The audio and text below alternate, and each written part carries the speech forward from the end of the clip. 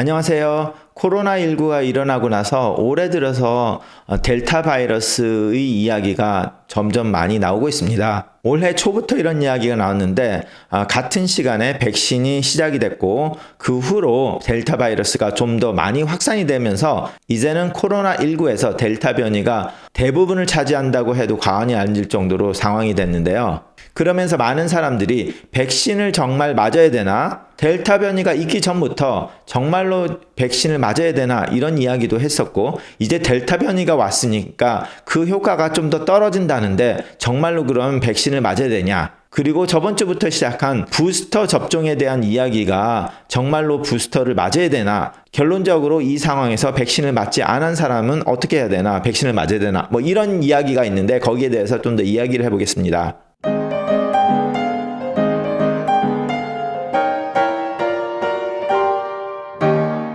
자, 보시는 이 그래프는 미국 CDC에서 나온 자료인데요. 12월에서 1월 사이에 굉장히 많은 확진자 수가 있었고 갑자기 굉장한 감소 추세를 보이다가 다시 올라가는 추세입니다. 자, 이 그래프는 미국 전체의 코로나19 사망자 수인데요. 여기서도 사망자 수가 늘어나는 게 보이고 있습니다. 자, 이 그래프는 CDC 자료 중에서 캘리포니아만 본 자료인데요. 코로나19 확진자 수를 보여주는 그래프인데 여기서도 올라간 게 보이죠? 자, 그래서 이 델타 변이가 생겨서 다시 코로나19가 폭증을 하고 있는데 이런 상황에서 오리지널 코로나19의 바이러스에 맞춰진 이 백신을 맞으면 정말로 효과가 있을까? 델타 변이가 생겼는데 거기에 대해서는 뉴스를 통해서 벌써 많은 분들이 들으셨을 겁니다. 조금은 효과가 떨어지긴 했지만 아직까지 많다고 들으셨죠? 그래서 거기에 대해서 좀 더 이야기를 해보겠습니다.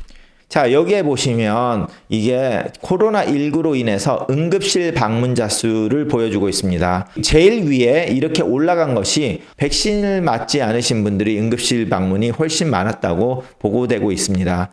그리고 백신을 한 번 맞은 사람이 중간이고 백신을 두 번째 맞고 2주 이상 지나간 사람들이 조금밖에 안 올라갔다는 게 보이죠? 자, 이 그래프는 코로나19 확진자 수와 사망자 수를 비교한 건데요. 파란색은 백신을 맞지 않은 백신 비접종자고 빨간색은 백신을 접종한 사람입니다. 왼쪽의 첫 번째 것은 코로나19의 확진자 수를 하는 건데요.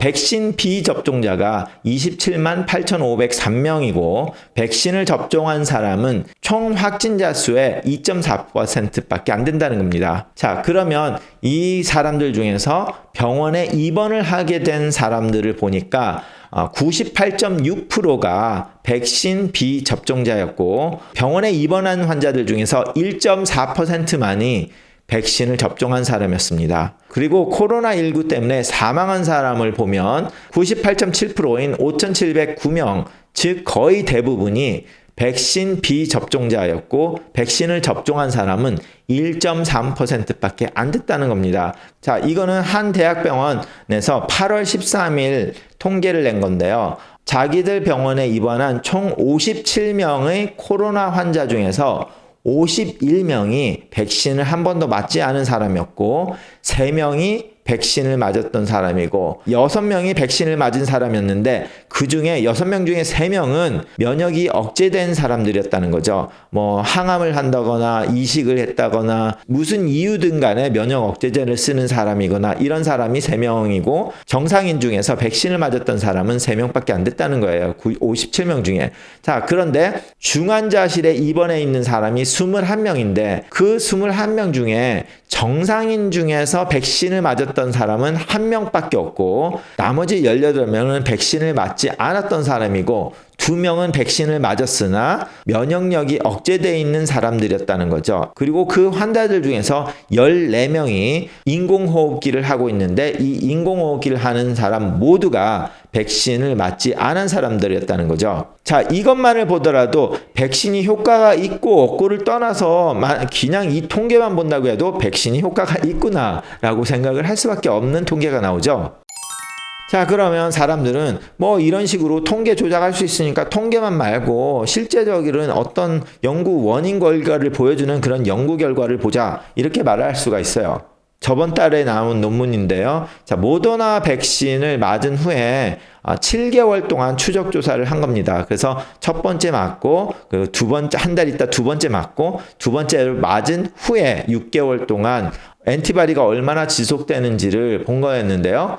여기서 보듯이 거의 유지가 되고 있는 걸 볼 수 있습니다. 우리가 롱텀으로 우리를 보호해주는 IgG의 경우를 봐도 7개월 동안 쭉 항체가 남아있는 게 보이고 있죠. 그럼 한국에서는 백신의 부작용이 이야기가 있는데 그 부작용을 감당을 하고 정말 백신을 맞는 게 이로울까? 이런 이야기를 하시는 분이 있습니다.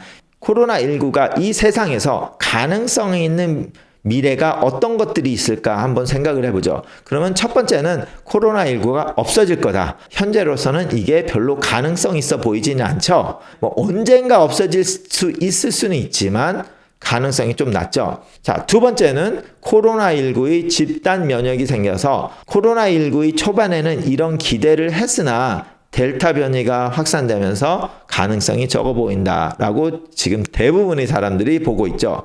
자, 그래서 현재로서는 3번이 가능성이 가장 높다고 생각을 하는 추세가 됐죠. 그게 뭐냐면 코로나19가 계속해서 인류와 공존을 하면서 엔데믹으로 갈 거다. 즉 독감처럼 해마다 찾아오거나 계속 꾸준히 일어나는 일이 되지 않을까라고 생각을 하는 게 훨씬 가능성이 높아졌다는 겁니다. 그럼 나한테 어떤 가능한 현실이 펼쳐질까를 한번 생각을 해봐야 되죠. 세 가지가 있겠죠. 첫 번째는 코로나19가 없어진다면 그 없어질 때까지 두문불출하면서 집에서 있고 굉장히 조심해서 안 걸리고 이 코로나가 없어지는 가능성이 하나 있겠고요. 두 번째는 집단 면역이 돼서 나도 그 안에서 백신을 안 맞았으나 집단 면역 때문에 안 걸리는 사람이 될 가능성. 세 번째는 언젠가 나도 걸릴 것이다. 그렇게 해서 언젠가 걸린다면 그럼 나는 면역력을 획득하는 방법이 뭐가 있을까라고 이제 생각을 해봐야 되잖아요. 그럼 첫 번째 면역력을 얻는 방법은 백신으로서 그 바이러스가 가지고 있는 특정 부위에 대한 면역을 만들어서 내가 바이러스에 걸리지 않으면서 면역력을 획득하는 방법이 있고 나머지는 감염이 되는 방법이 있겠죠. 만약에 코로나19에 감염이 되면 일어날 수 있는 가능성은 죽거나 아프다가 후유증을 남기고 회복을 하고 면역력을 획득할 수도 있고요. 아니면 후유증 없이 회복하고 면역력도 회복하는 방법이 세 가지가 있죠. 현실적으로. 코로나19 전염력. 미국 사람들은 RNOT이라고 하는데 이 RNOT 즉 전염력에 대해서 문제가 생겼습니다. 자, 이게 이 RNOT이 굉장히 중요한 이유는 RNOT 전염력이 2라고 하면 1명이 2명이 되고 2명이 4명이 되고 4명이 8명이 되고 8명이 16명이 되고 뭐 이런 식으로 되는 거고 그런데 RNOT이 5라고 하면 5명을 확산시키니까 전파력이 엄청나게 커지게 되는 거예요. 기하급수적으로 올라가는 거니까. 자, 그래서 이 오리지널 우한에서 생긴 바이러스는 RNOT이 2.5명이었어요. 그런데 이 유럽에서 발견된 거는 1명이 3명을 감염을 시키는 거고 알파 베리언트는 4명에서 5명을 전파시킨다고 보고되고 있고요.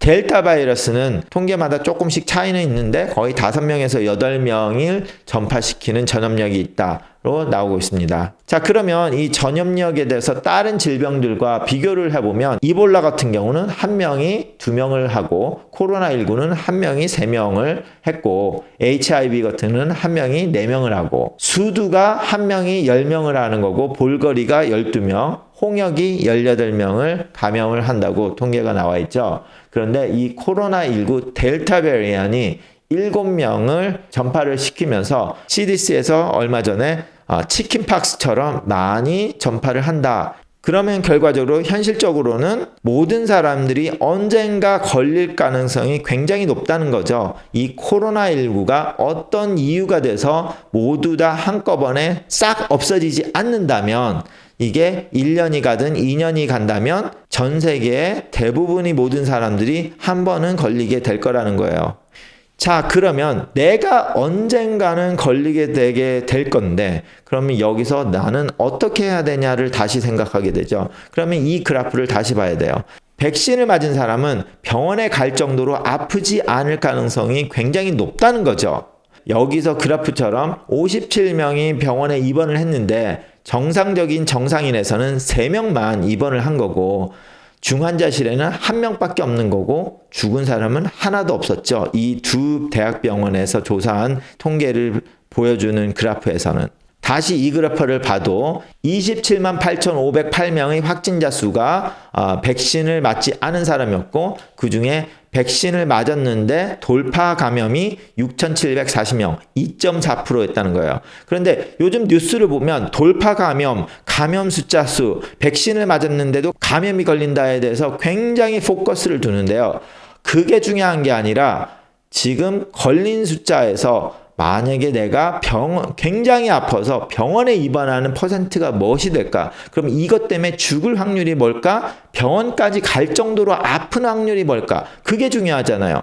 만약에 걸렸는데 그냥 감기나 약한 독감 그냥 넘어가는 것처럼 넘어갔다면 그게 큰 무리가 안 될 수도 있잖아요. 그럼 내가 백신을 맞은 사람이라면 병원에 안 가고 집에서 그냥 쉬면서 나을 가능성이 대부분이고 병원에 입원한 사람들을 봤을 때 1.4%만 병원에 입원한 사람이 백신을 맞은 사람이고 죽은 사람은 1.3%밖에 안 된다. 죽은 사람에서. 그러면 코로나19로 인해서 사망한 사람은 그 많은 사망한 사람 중에서 1.3%만 백신을 맞은 사람이니까 나만을 생각한다면 나의 안전을 위해서는 백신을 맞으면 걸려도 안전할 가능성이 높다는 거죠. 자, 그게 통계입니다. 자, 이 통계를 보고 맞으실 거면 맞으시고 그래도 신빙성이 없고 나는 나대로 그냥 위험을 택하겠다 아니면은 그냥 감염을 내가 그냥 걸려서 내 몸으로 한번 도전을 해서 치료를 하겠다 하시는 분은 백신을 안 맞아도 되겠죠. 그건 개인의 자유니까 남들이 뭐라고 할 수는 없지만 그래도 그 걸린 사람이 또 다른 사람들한테 훨씬 전파력이 또 많이 있으니까 다른 사람한테도 폐를 끼치는 그런 일이 벌어질 거라고 생각을 하시고 죄책감을 들을 수도 있다는 거죠. 구독해 주시고 좋아요 눌러주시면 감사하겠습니다. 자, 예방접종을 모두에게 의무화 시켜가지고 하게 만든다는 거는 의료행위에서 하지 말아야 될 거라고 당연히 저는 생각을 합니다. 하지만 어떤 반면에 볼 때는 우리가 자동차를 탈 때 자유나라에서 내가 술을 먹고 운전을 하던 마약을 하고 운전을 하던 나라가 무슨 상관이야. 내가 나의 자유인데 이렇게 말씀을 하시는 사람이 있다면 다른 사람들은 당신이 술을 마시고 운전을 하다가 다른 사람을 쳐가지고 그 사람이 죽었다고 하면 당신은 책임이 없다고 말할 수 있냐라는 말을 당연히 하겠죠. 그래서 같은 맥락으로 백신을 맞지 않은 사람이 이 코로나19에 걸려서 돌아다니면서 다른 사람에게 전파했다면 백신을 맞을 수 있는 기회가 있었는데도 안 맞아서 더 많은 사람한테 전염을 하다가 그 중에서 어떤 한 사람이 죽었다면 백신을 맞지 않고 전염을 한 그 사람이 정말로 아무런 잘못이 없다고 할 수 있을까? 라고 하는 의문은 충분히 들 수 있다고 생각을 합니다. 물론 다시 말씀드리지만 국가가 강제적으로 모든 사람에게 백신을 맞추라고 법으로 정하는 것은 옳지는 않다고 생각은 합니다만 여러분들도 사회의 구성원으로서 한번 잘 생각을 하시고 사회의 구성원으로서 권리만 외칠 게 아니라 어느 정도의 의무의 역할도 해야 되지 않을까 하는 생각을 한번 해보셨으면 합니다. 네, 감사합니다.